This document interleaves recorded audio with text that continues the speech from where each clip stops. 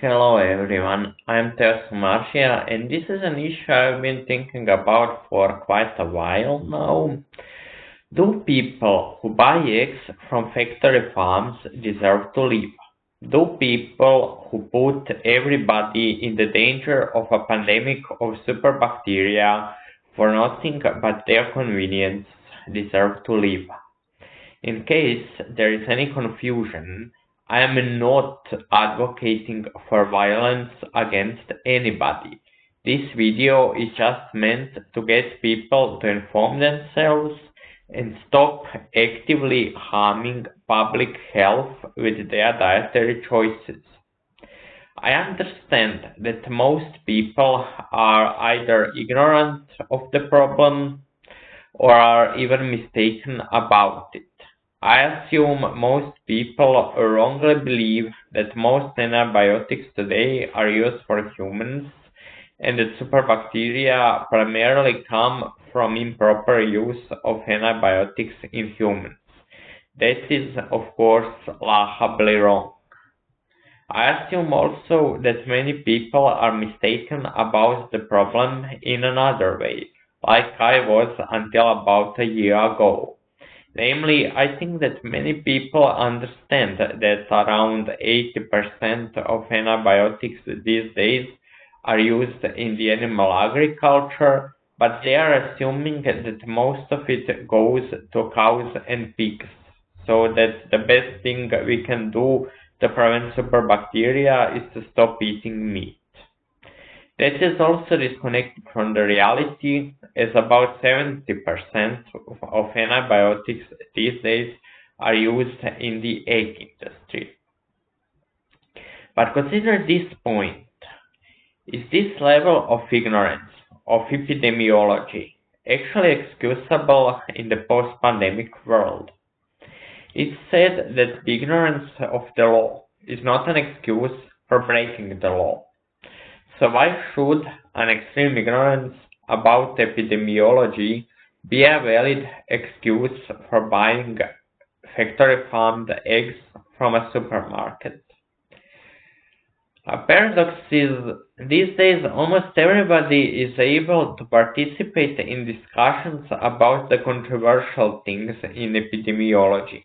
You know, lockdowns this, lockdowns that, masks this, masks that.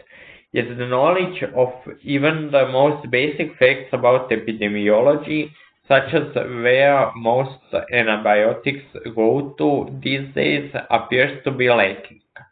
Step up or you don't deserve to live.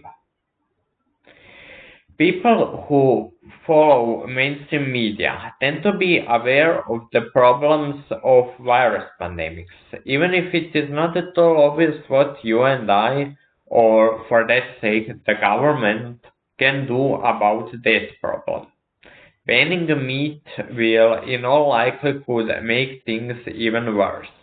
With the exception of the Spanish flu, all the pandemics in recent history came from illegal meat, where animals didn't receive basic veterinary care. It being illegal to eat bats in China didn't stop the recent pandemic from jumping from bats to humans. In fact, it probably made it more likely to happen. I don't see what you and I can do to decrease the chance of the bird flu jumping to humans. But it's obvious what you and I can do about the problem of superbacteria. Yet, for some reason, people aren't doing even that.